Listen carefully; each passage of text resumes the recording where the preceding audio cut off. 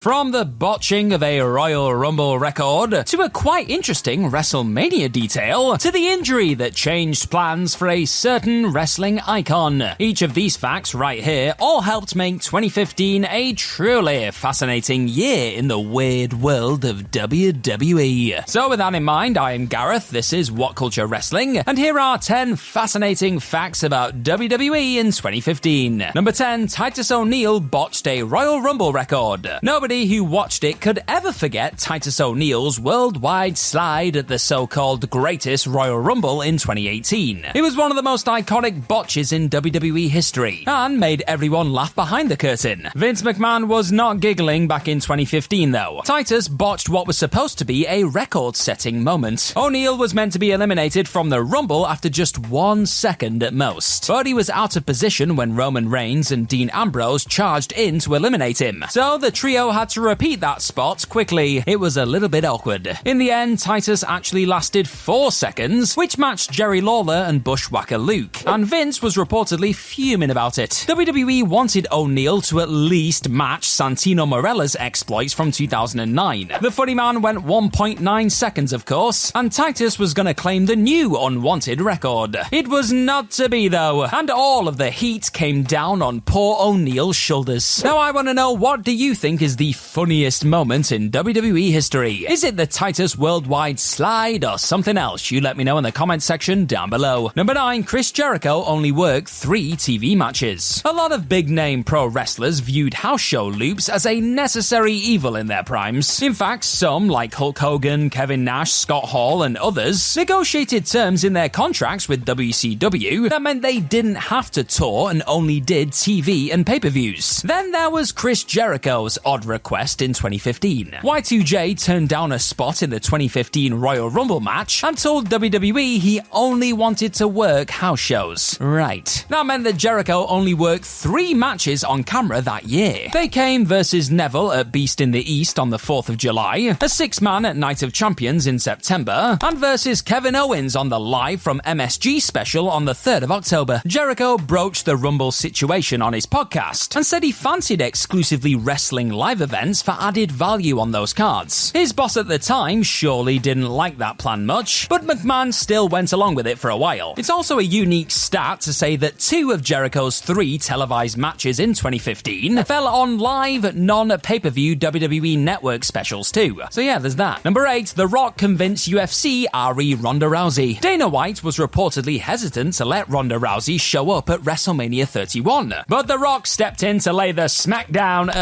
No, he just sold him on it. Previously, White had prevented Brock Lesnar from doing anything with WWE whilst with the UFC years before. Now that was understandable. Those fighters were under ironclad contracts after all. What if one of them got hurt doing the WWE thing and had to skip carefully promoted fights as a result? How would Dana explain that to UFC's money men at the time? Eventually, the future TKO board of directors member was able to twist White's arm though, and that set wheels in motion for Rousey's eventual full-time transition into wrestling. And now, after eventually merging to create the TKO media conglomerate, the UFC and WWE are regularly seen playing nice and promoting each other's shows. What a difference nearly a decade makes, eh? A decade. Wow, we're getting old. Number 7, Sting's deal shocked his old WCW alumni. It's fair to say that Sting's pre-retirement AEW run was a million miles better than his WWE one between 2014 and 2015. A promising start at Survivor Series 2014 proved to be a false dawn for the ex-WCW and TNA icon. He lost his only 2 pay-per-view matches under the WWE banner to Triple H and Seth Rollins. His old WCW running mates could not believe it. Scott Hall revealed during interviews after the fact that he, Hulk Hogan and Kevin Nash stared at one another in disbelief when they found out Stinger would be staring at the light for trips during his debut match. They figured a savvy veteran like Sting might seek assurances that he'd be used properly by the company. Being fair, fans were in the same boat as the original NWO lads here. Beating Sting at Mania made no sense whatsoever, especially when he was so new to the WWE product and the McMahon family had been chasing him since WCW's demise. And apparently Stinger was also neither offered nor wanted any creative control. At least he enjoyed a more epic final run in AEW. Number 6, Batista was Triple H's first choice, so the icon wasn't even first choice to face Triple H. What what are we doing here? Sting did the honors as asked at WrestleMania 31, but he actually wasn't ever supposed to be Hunter's opponent. In fact, it was Batista who was meant to rival his old Evolution stablemate on the show, and keep their long-standing on-off story a-burning. Unfortunately for WWE though, 2014 saw a Batista-sized double whammy. Dave was left with a bad taste in his mouth following that 2014 run. Then Triple H and Stephanie McMahon laughed at his pitch to return again at SummerSlam amidst Guardians of the Galaxy hype. Both joked that the movie would flop. Guardians raked it in at the box office, of course, and turned Dishy Dave into a Hollywood hot ticket. So, because of that, he was able to give WWE the finger after spurning his ideas. Take that, authority. Batista versus Triple H was taken off the table for a bit, and creative had to scramble to come up with something else. That's when Sting fell into their laps right at the end of 2014. Mania 31 in 2015 could have been so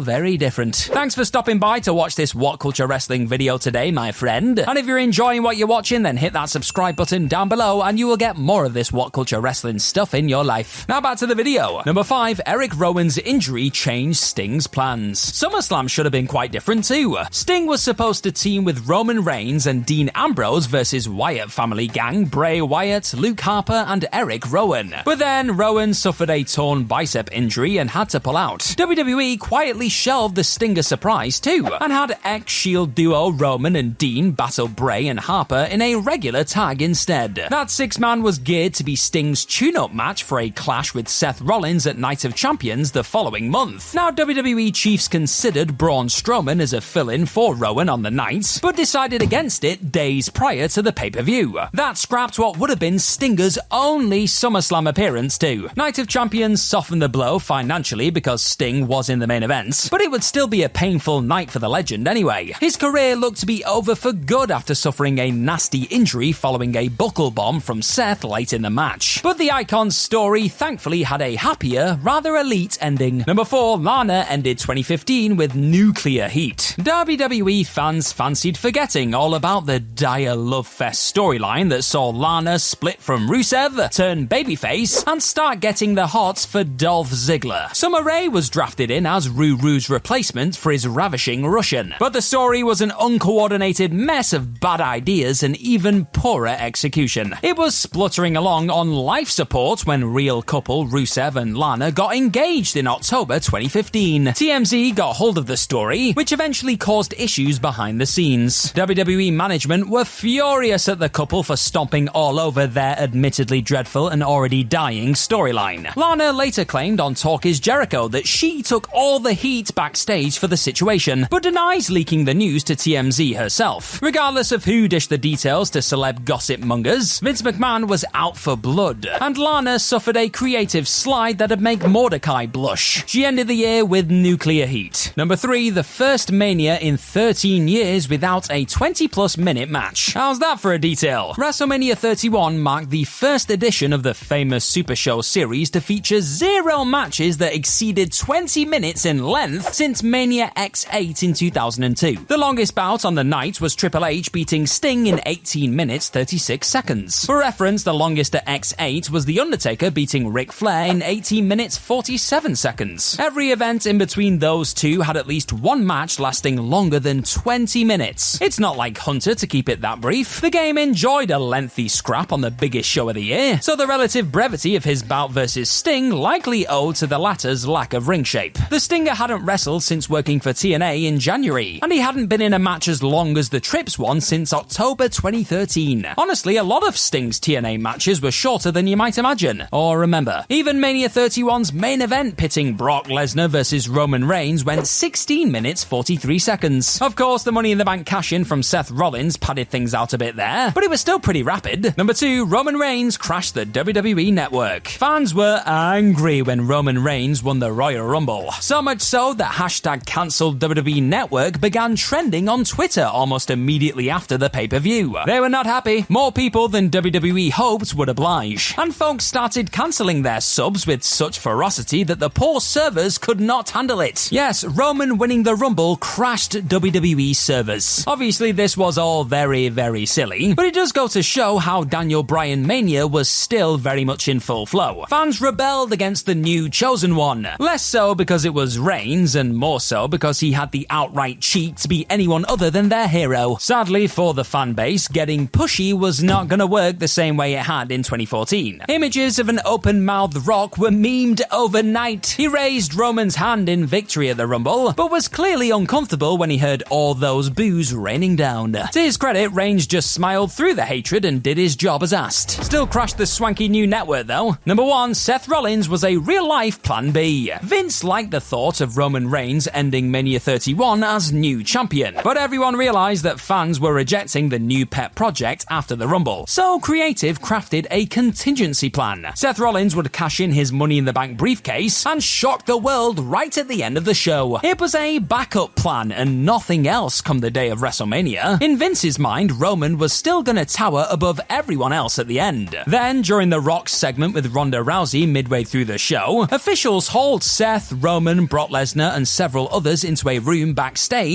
and told them the news. Rollins would be cashing in after all. How exciting. It'd be a career-defining moment for Sethy Boy, but it came very, very late in the day. He'd already wrestled Randy Orton in the baking hot Californian sun in match 2 on the card, and had probably hit the showers when WWE told him he'd be winning the top title in less than 2 hours. Less than 2 hours to prepare for one of the biggest moments of your entire life. What a crazy old day for the visionary, eh? I hope you've had some fun with this fascinating facts about WWE in 2015 video today. And if you want more of these fascinating WWE facts, then tap on this 2011 version right here. It's more of the same, except it's 2011. Yeah, bye-bye.